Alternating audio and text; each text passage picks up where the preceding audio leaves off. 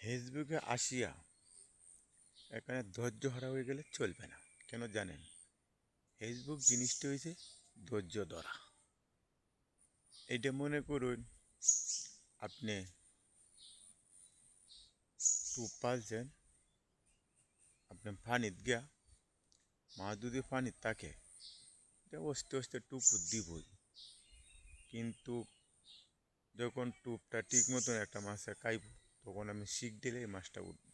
আর টুকরানির সময় যদি আপনি শিক মারেন, এই মাছ জীবনও আপনি বসিতে বাঁচবে না। ফেসবুকটা এমন এক জিনিস, আপনি 2 মাস 3 মাস 4 মাস ফেসবুক চালাই যদি কোন আমি বিদেশি ডলার কামাই করবাম, তে পারবেন না। বিদেশি ডলার কামাই করতে হলে এখানে আপনি ধৈর্য ধরতে হবে। ফেসবুকে ধৈর্যটা কীরকম? ফেসবুক, ইউটিউব, টিকটক তিনোটার মধ্যে আমরা ধৈর্য ধরতে হইব।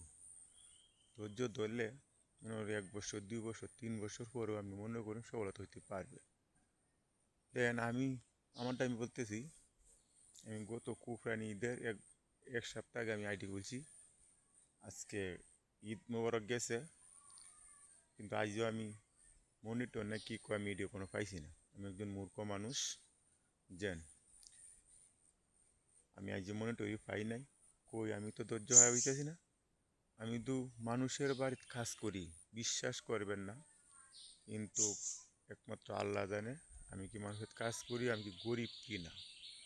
আমি একজন গরিব দিনমজুর। আমি মানুষের কাছে কাজ করিয়া এই টাকা দিয়া আমি এমবি বইরে মোবাইলও আপনারা ভিডিও আমি লাইক কমেন্ট শেয়ার করি, সাপোর্ট করি, ফলো করি। সে ভাই, ফেসবুকটা হচ্ছে ধৈর্য। ধৈর্য হারা হইলে চলবে না। আমিও কোনো ধৈর্য হারা হইছি না, কারণ কিছু সময় মনে হয়ে গেছিলাম। তবু ধৈর্য হারা হয়েছি ঠিক আছে, কিন্তু আমি ভিডিও করতে ভুল করি নাই, ভিডিও ছাড়তে ভুল করি নাই, আমি লাইক কমেন্ট করতে ভুল করি নাই। তো ভাই, আপনারা সকলের কাছে আমার, যারা আপনারা ফেসবুক ইউটিউব টিকটকে কাজ করতেছেন, সকলের কাছে আমার কথা এটাই। তো ভাই, যারা আমরা নতুন আছি, এক ভাইয়ের পাশে আরেক ভাই তাকি, তাহলে না আমরা কিছু পাইতাম, তো হইলে আমরা একটা কিছু পামো। আর ফেসবুকে এখানে ধৈর্য আর হইলইব না। একটা ভিডিও 20 সেকেন্ড 30 সেকেন্ড 40 সেকেন্ড, 1 থেকে 1.5 মিনিট একটা ভিডিও আপনি থাকতে পারেন। এই ভিডিওটা যদি আপনি ঠিক না দেখতে পারেন, তো আপনি কী ভিডিওটা করলেন?